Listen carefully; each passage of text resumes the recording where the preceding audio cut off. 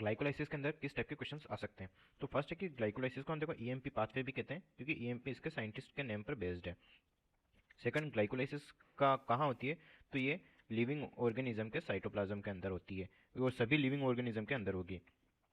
Glycolysis में कहाँ ATP consume होता है, वो इस टाइप का। तो ये एटीपी देखो, एक तो यहाँ कंज्यूम हो रहा है फर्स्ट स्टेप के अंदर, एक एटीपी यहाँ कंज्यूम हो रहा है थर्ड स्टेप के अंदर। तो फर्स्ट एंड थर्ड के अंदर दो एटीपी कंज्यूम हो रहे हैं। फर्स्ट स्टेप के अंदर एक एंजाइम भी है हेक्सोकाइनेज, जो ग्लूकोज को ग्लूकोज 6 फॉस्फेट के अंदर कन्वर्ट कर रहा है। अब एटीपी बन कहाँ रहे हैं, एक तो है ये सेवन्थ स्टेप। सेवन्थ स्टेप के अंदर यहाँ एक एटीपी के दो मॉलिक्यूल बन रहे हैं, और है एक 10th स्टेप, यहाँ भी एटीपी के दो मॉलिक्यूल्स बन रहे हैं। तो टोटल कितने एटीपी बने, 4 एटीपी बने, जिसमें से कंज्यूम कितने हो गए, 2। तो नेट 2 एटीपी हो गए। अब एटीपी के अलावा भी एक मॉलिक्यूल एनर्जी का फॉर्म होता है, ये NADH2 बन रहा है। NADH2 है सिक्स रिएक्शन में बन रहा है।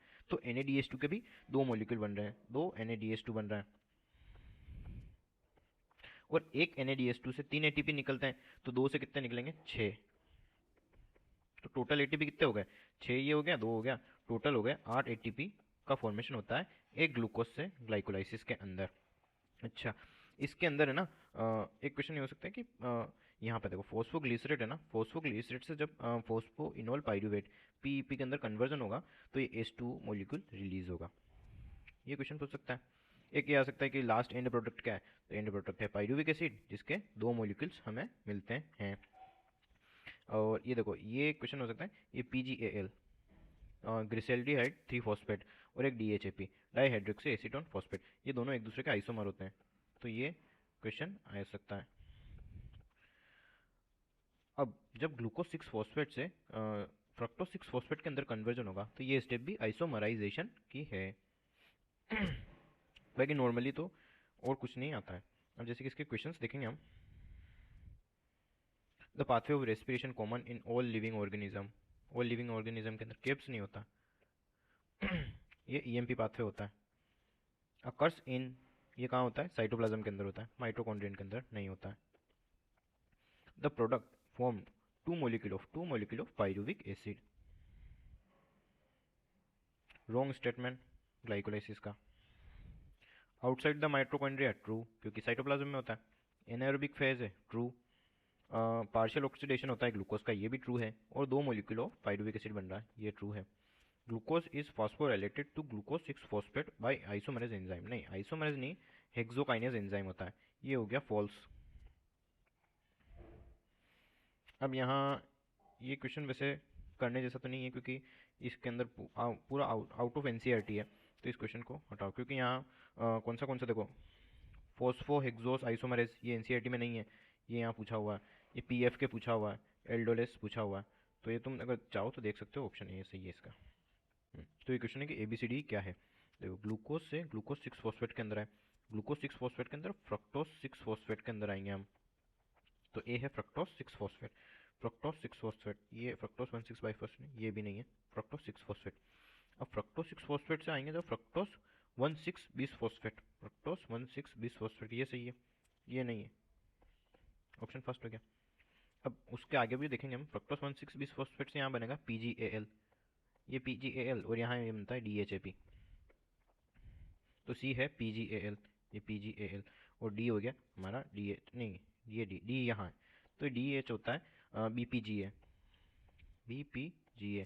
जब BPGA से यहाँ कन्वर्जन होता है तो ATP फॉर्मेशन हो रहा है, और यहाँ एक NADPH फॉर्मेशन हो रहा है। आइसोमर कौन सा है, तो आइसोमर हो गया ना PGAL और DHAP। Utilisation of ATP, glycolysis के अंदर ATP एक तो फर्स्ट एंड एक थर्ड के अंदर यूटिलाइज होता है। ग्लूकोज 6 से ग्लूकोज 6 फॉस्फेट, ये सही है। फ्रक्टोज 6 फॉस्फेट से फ्रक्टोज 1,6 बीस फॉस्फेट, ये भी सही है, क्योंकि ये फर्स्ट हो गई और ये हो गई थर्ड। इन दोनों के बीच में कौन सी होती है, ग्लूकोज 6 फॉस्फेट से फ्रक्टोज 6 फॉस्फेट के अंदर कन्वर्जन, तो both A and B। Conversion involve into ATP synthesis, ATP synthesis कहाँ होता है, 7th और एक 10th के अंदर। ये देखो फर्स्ट स्टेप है, यहाँ तो कंज्यूम होता है, ये ऑप्शन गलत हो गया। ये ऑप्शन देखो, ये थर्ड स्टेप है, ये ऑप्शन भी गलत हो गया। ये BPGA से जब PGA का कन्वर्जन होता है, तब यहाँ हमको मिलेगा ATP ATP, क्योंकि और जब PgAl से BPGA बनता है, PgAl से BPGA बनता है तो यहाँ NADH2 बनता है, और BPGA से जब ये बनता है तो एक ATP बनता है। ऑप्शन थर्ड सही हो गया। एंड ऑफ ग्लाइकोलाइसिस के अंदर X बनता है, क्या बनता है? नहीं, एक सेकंड, ये क्वेश्चन फिर से पढ़ेंगे। At the end of glycolysis X net energy gain, ATP के बारे में पूछा तो देखो 4 ATP तो फॉर्म हुए, 4 ATP फॉर्म हुए, 2 कंज्यूम हुए, 2 ATP हमको मिले, ये ऑप्शन फर्स्ट और थर्ड है। From 1 molecule of glucose via y, ये है substrate level phosphorylation. Substrate level oxidative phosphorylation यहाँ नहीं होता, तो ये ऑप्शन भी कैंसिल आउट हो गया। Also energy stored in a form of, ATP के अलावा एनर्जी किसके अंदर होती है? NADH+ के अंदर, ऑप्शन ये सही है।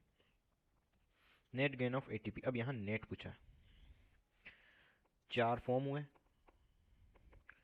2 कंज्यूम हुए, 2, ऑप्शन 2 ये गलत है, क्योंकि यहाँ नेट पूछा है।